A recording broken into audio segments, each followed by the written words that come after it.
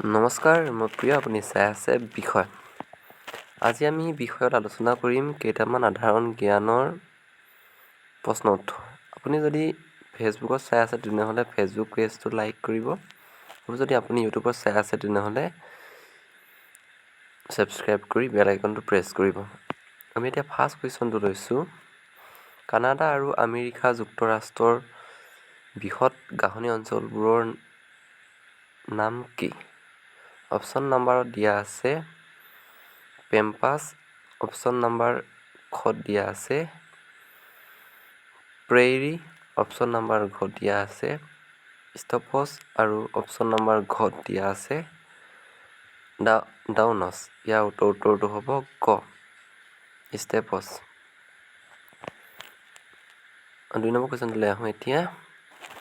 থৰ মৰুভূমি ক'ত অৱস্থিত?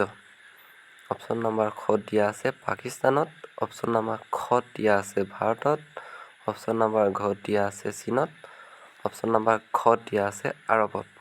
ইয়াৰ উত্তৰটো হ'ব খ ভাৰতত থৰ মৰুভূমি অৱস্থিত।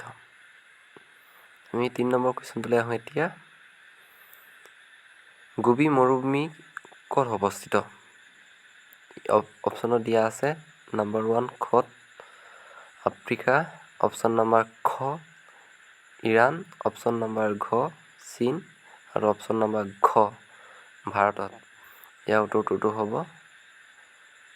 ঘ চীনত। এতিয়া আন এটা কুৱেশ্যনলৈ আহোঁ।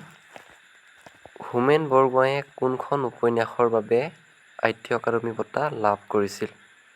অপশ্যন নম্বৰ খ দিয়া আছে হালধীয়া চৰাইয়ে ভাওদান খায়, খ দিয়া আছে অস্তৰাক আৰু ঘ দিয়া আছে উবালা আৰু অপশ্যন নম্বৰ ঘ দিয়া আছে পিতা পুত্ৰ। ইয়াৰ উত্তৰটো হ'ব ঘ পিতা পুত্ৰ। এটা কুৱেশ্যন আহোঁ এতিয়া। বশিষ্ঠ মন্দিৰ ক'ত অৱস্থিত? ইয়াৰ অপশ্যনত দিয়া আছে খ নীলাচল পাহাৰত, খ চিত্ৰাচল পাহাৰত আৰু ঘ অন্ধ্যাচল পাহাৰত আৰু ঘ ওপৰ এটাও নহয়। ইয়াৰ উত্তৰটো হ'ব ঘ অন্ধ্যাচল পাহাৰত। আমি এতিয়া নেক্সট কুৱেশ্যনলৈ আহোঁ। অসমীয়া সাহিত্যৰ চানেকি গ্ৰন্থখন কাৰ ৰচনা? অপশ্যন নম্বৰ খ দিয়া আছে এম চন্দ্ৰ গোস্বামী আৰু অপশ্যন নম্বৰ খ দিয়া আছে নীলা গগৈ, অপশ্যন নম্বৰ ঘ দিয়া আছে সত্যনাথ বৰা আৰু অপশ্যন নম্বৰ ঘ দিয়া আছে ওপৰত এজনো নহয়। ইয়াৰ উত্তৰটো হ'ব খ এম চন্দ্ৰ গোস্বামী। আন এটা কুৱেশ্যন আহোঁ এতিয়া। আহোমৰ প্ৰথম ৰজাজনৰ নাম কি আছিল? অপশ্যন নম্বৰ খ দিয়া আছে চাওলুং, অপশ্যন নম্বৰ খ দিয়া আছে চুকাফা, অপশ্যন নম্বৰ ঘ দিয়া আছে চুহুংমুং, অপশ্যন নম্বৰ ঘ দিয়া আছে চেংলুং। ইয়াৰ উত্তৰটো হ'ব খ চুকাফা। আন এটা নেক্সট কুৱেশ্যনলৈ আহোঁ এতিয়া। আহোমসকলে চৰাইদেউত কেতিয়া ৰাজধানী পাতিছিল? অপশ্যন নম্বৰ খ দিয়া আছে 1952 খ্ৰীষ্টাব্দত, অপশ্যন নম্বৰ খ দিয়া আছে 1253 খ্ৰীষ্টাব্দত, অপশ্যন নম্বৰ ঘ দিয়া আছে 1256 খ্ৰীষ্টাব্দত আৰু ঘ দিয়া আছে 1960 খ্ৰীষ্টাব্দত। ইয়াৰ উত্তৰটো হ'ব ঘ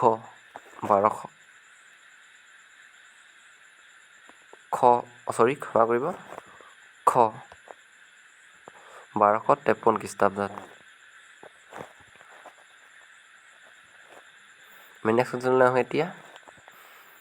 মিৰ্জুমলাই অসম আক্ৰমণ কেতিয়া কৰিছিল?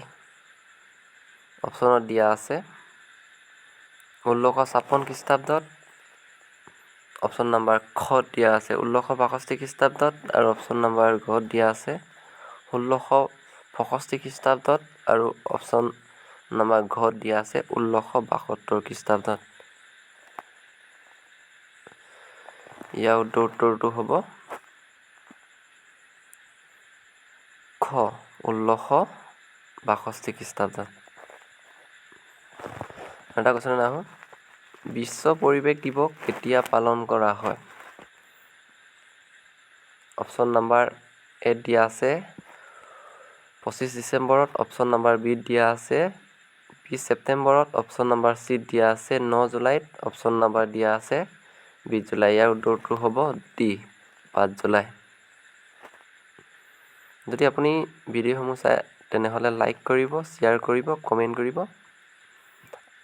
আজি ইমানতে বিষয়ৰ সাধাৰণ জ্ঞানৰ ওপৰত আলোচনা সামৰিছোঁ।